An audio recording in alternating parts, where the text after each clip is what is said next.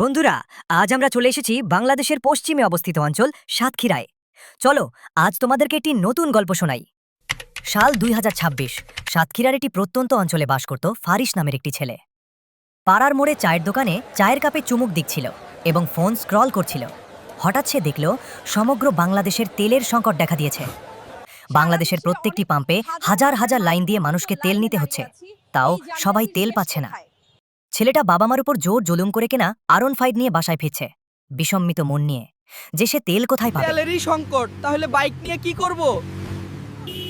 আরে এখনই তেলের সংকট হইতে হইল। দুপুরে খাওয়ার সময় রহিম মিয়া অকর্মণ্য ছেলের জন্য অনেক চিৎকার চেঁচামেচি করল। সারাদিন বাইক নিয়ে টোটো করে ঘোরা ছাড়া তোমার ছেলে কিচ্ছু পারে না। ওর জন্য আমরা আজ এত ঋণী, অমানুষ জন্ম দিয়েছে। কারণ ঋণের বোঝা তার উপরে ভারী হয়ে গেছে। ফারিসের গলা দিয়ে সেদিন আর ভাত নামল না। তার বাবা মায়ের কান্না তার মনকে গভীর ভাবনা ফেলে দিল। আমি আসলেই একটা অকর্মণ্য ছেলে, আমাকে দিয়ে কিছুই হবে না। কাঁদতে কাঁদতে ঘুমিয়ে গেলে হঠাৎ সে স্বপ্ন দেখল তার দাদাটাকে ডাকছে। ওঠো ফারিস দাদু ভাই, ভয় পেও না, তুমি স্বপ্নে উঠে এসো।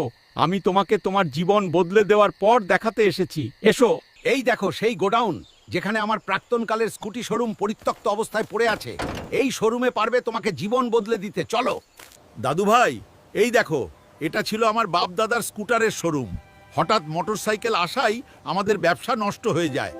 দাদু ভাই, সঠিক সিদ্ধান্ত জীবন বদলে দিতে পারে। হঠাৎ স্বপ্নে দাদু গায়েব হয়ে যায়। দাদু, দাদু, তুমি কোথায় গেলে? ফারিসের ঘুম ভাঙল। সে বুঝতে পারল সবকিছুই স্বপ্ন তাহলে ছিল। আমি এতক্ষণ স্বপ্ন দেখছিলাম। সত্যিই কি পুরাতন বাড়ির বাগানে ওই পরিত্যক্ত ঘরে এরকম কিছু আছে? না না, আমাকে দেখতেই হবে। ফারিস কোনো রকম দেরি না করে দৌড় দিল পুরাতন বাড়ির বাগানে। সেখানে যে সে যেটা দেখল সে কখনোই সেটা কল্পনা করতে পারেনি। সে দৌড়ে গেল তার পরিকল্পনা হাসিল করতে। তোমাকে অনেক ধন্যবাদ। এবার প্রথমে সে একটি রিপেয়ার কোম্পানির কাছে গেল এবং সবকিছু খুলে বলল। ওকে, ডান। কালকে থেকেই আপনার কাজ শুরু হবে। এই কে আছিস? এখানে চা কফি নাস্তার ব্যবস্থা কর। বান্টি সাহেব, আজকে আর কিছু খাবো না, আজকে আমি উঠি। পরের দিন থেকে শ্রমিকদের সাথে ফারিসও কাজে লেগে পড়ল। মিস্ত্রিদের সাথে আমিও কাজ করে দেই। নিজের কাজ নিজে করলে তাতে বরকত বাড়ে বেশি। কি ভাবছেন? আমার সাথেই থাকুন, গল্পের দ্বিতীয় পার্ট। আপনি যেটা ভাবছেন সেটা না। কাজ চলমান।